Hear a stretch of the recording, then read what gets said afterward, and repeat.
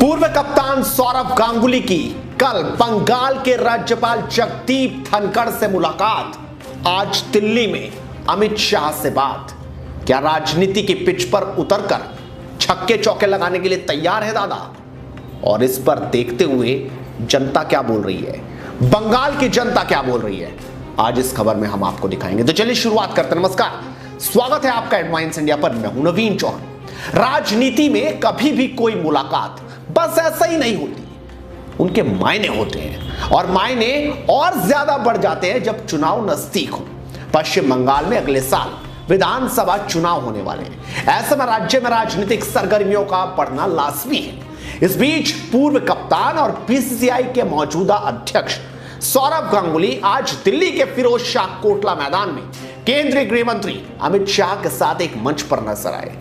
इससे पहले उन्होंने कोलकाता में पश्चिम बंगाल के राज्यपाल जगदीप धनखड़ से लंबी मुलाकात की थी। इसके बाद चर्चाओं का बाजार गर्म है। क्या दादा बीजेपी का दामन थामने जा रहे हैं? हालांकि फिरोज शाह कोटला में दिवंगत भाजपा नेता अरुण जेटली के प्रतिमा का अनावरण के बाद जब उनसे पूछा गया क्या सौरव गांगुली या उनके परिवार से कोई और भाजपा में शामिल हो रहा है, तो उन्होंने जवाब क्या दिया, आप भी देखिए। কি বলবেন?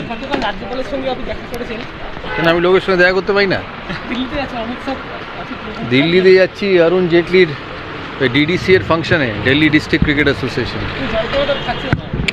तो भले ही सौरव गांगुली ने कह दिया हो कि वो ऐसे ही मुलाकात करने आए थे, लेकिन ऐसे ही वैसे ही राजनीति में मुलाकात होती नहीं। सोशल मीडिया पर बीती रात से यह सवाल पूछा जा रहा है, क्या सौरव गांगुली भाजपा में शामिल होने जा रहे हैं? अटकलों का बाजार गर्म है कि भाजपा सौरव गांगुली को पश्चिम बंगाल विधानसभा चुनाव में मैदान में उतारेगी और इस तरह ममता बनर्जी को चुनौती दी जाएगी। हालांकि इस बारे में अभी आधिकारिक कुछ नहीं है, अटकलें ही जारी हैं, लेकिन इसके पीछे के दो घटनाक्रमों को अहम माना जा रहा है। सबसे पहला तो ये कि बीती रात सौरव गांगुली ने कोलकाता में पश्चिम बंगाल के राज्यपाल जगदीप धनखड़ से मुलाकात की थी।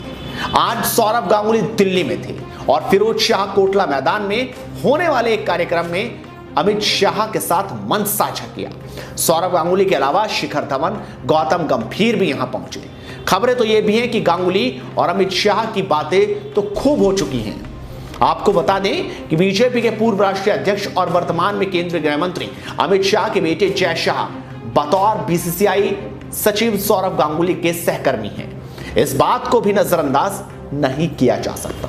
इससे पहले भारतीय क्रिकेटर गौतम गंभीर ने साल 2019 के लोकसभा चुनाव के दौरान बीजेपी की सदस्यता ग्रहण की थी। वो फिलहाल दिल्ली से बीजेपी के सांसद हैं, लेकिन बीजेपी बंगाल में सत्ता पर काबिज होने के लिए अभी से ही अपने अभियान में जुट गई है।